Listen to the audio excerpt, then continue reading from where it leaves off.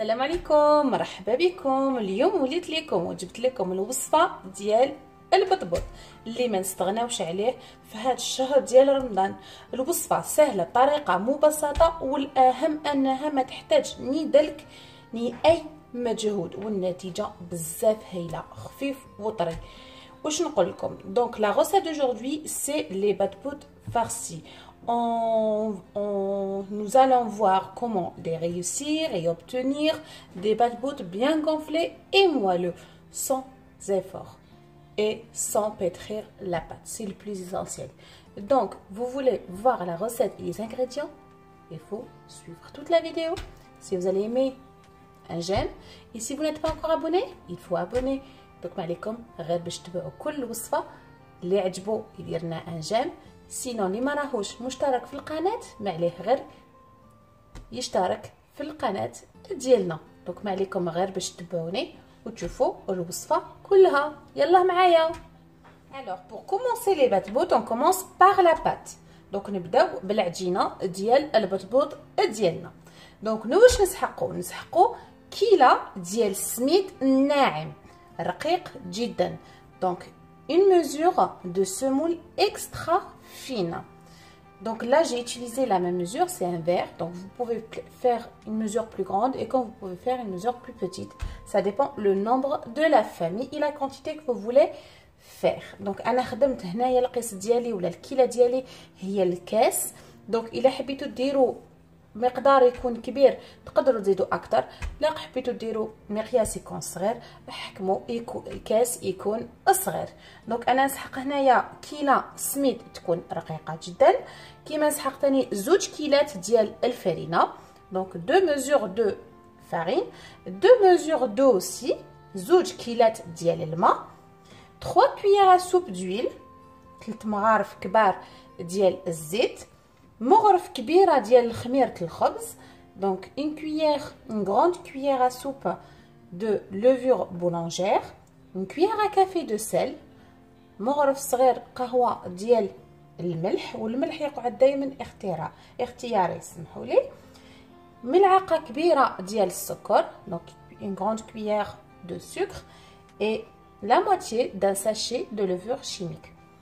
دونك هنايا نص كيس خميره كيميائيه ومغرف كبير ديال السكر العادي. تبعوني تشوفوا المراحل اللي حنخدمهم في هذه الوصفه ديالنا. دونك باش نبداو لا غوسيت ديالنا، انا قلت لكم سي une recette sans effort, donc sans aucun effort. donc on va utiliser le blender. دونك انا هنايا نستعمل الخلاط هذا اللي حيكون في بلاصه الدلك ديالنا. واش نحط فيه الماء هكذا. je mets les 2 verres, les 2 mesures d'eau, la mesure de semoule extra fine. نزيد عليها السميد ديالنا، نزيد عليها الزيت دونك l'huile، le sucre ولا السكر، كيما نزيد عليها الخميره ديال الخبز. دونك انا هنا ماليه غير باش نغلق عليها ونخلطها bien comme il faut. اللي ما عندوش j'ai oublié de le dire, si vous n'avez pas un blender, vous pouvez utiliser un bras mixeur. الا كان ما عندكمش هذا الخلاط الكهربائي تقدروا تخدموا اللي نرحوا به الخضره ديالنا ولا اللي يسموه ان بغا ميكسور. Donc انا معليا غير باش نخلطو bien comme il faut. Je dois bien mélanger jusqu'à qu'il va devenir comme la pâte pour les crêpes. Donc je vais le mélanger et je reviens.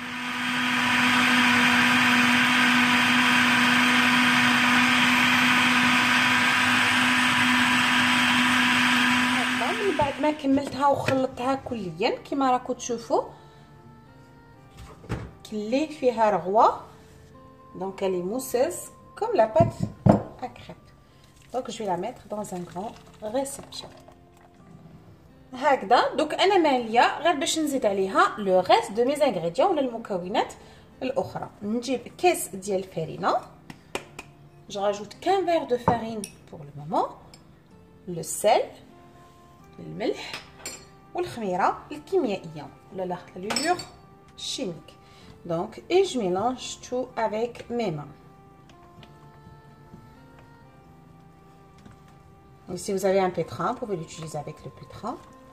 لكن عندكم الخلاط ولا العجانه الكهربائيه تقدروا تخدموا بالعجانه الكهربائيه، لكن نخدم بالطريقه المبسطه غير باليد. هكذا نخلطها كليا. دوك انا ماليه غير باش نزيد هذا الكاس الثاني هكذا.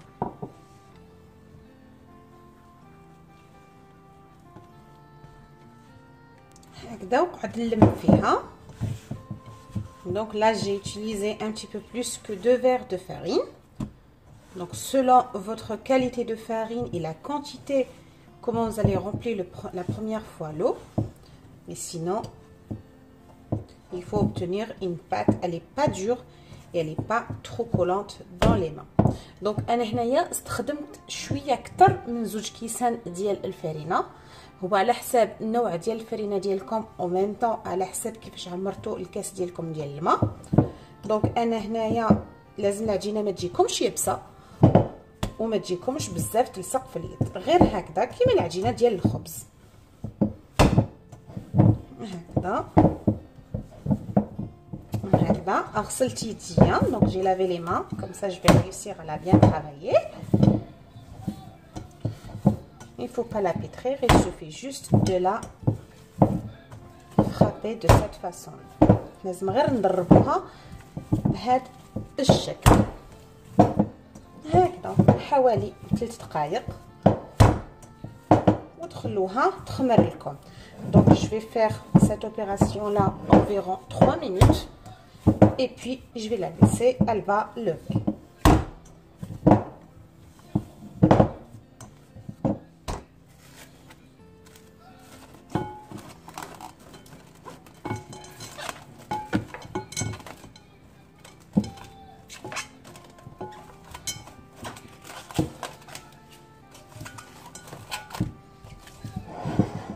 هكذا كيما راكم تشوفوا من بعد ما طلعت لي. دونك je l'enlève. Je vais la dégazer. Je préfère de mettre un petit peu d'huile pour mes mains, comme ça je peux dégazer ma pâte.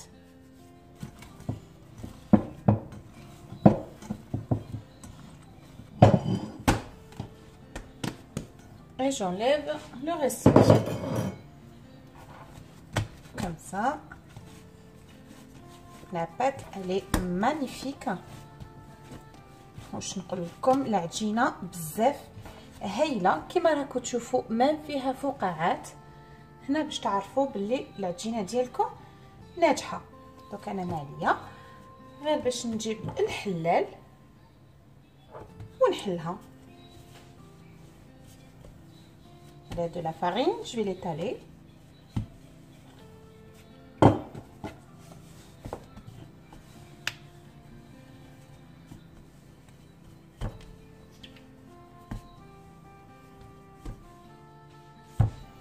J'étale bien la pâte, environ 0,5 cm d'épaisseur.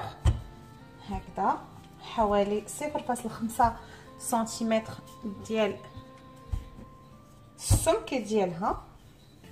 هكذا ما ديروهاش بزاف رقيقه سينو كيتلحق لكم داخل الطاجين ديالكم ما حاش تنفخ لكم. دونك تجيب لي زامبورت بيس هكذا ونقطعوهم دوائر صغار. غير هكذا كيما راكم تشوفوا فيهم. نحطهم على جهه نكمل كاع العجينه ديالي ونطيبها. دونك je les mets de côté. Dès que je finis ma pâte, je vais les cuire.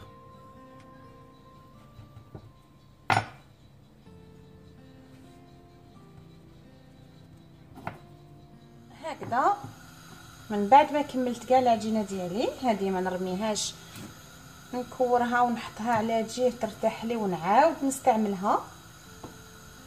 Donc je vais réutiliser cette pâte là. Je vais la laisser juste reposer un petit peu. Je vais la travailler un petit peu comme ça pour lui donner une forme d'une boule. هكذا ونحيها على جهه ونخليها تريح لي ونطيبها من بعد. دوك انا ماليه وقت الطياب دوكا كيما راكم تشوفوا حطيت الطاجين يسخن لي ونجيب نحط الحبات ديال البطبوط ديالنا يطيب غير هكذا على نار تكون متوسطه sur un feu moyen. Si vous n'avez pas un tagine sous cette forme là, vous pouvez utiliser une crêpière aussi هكذا.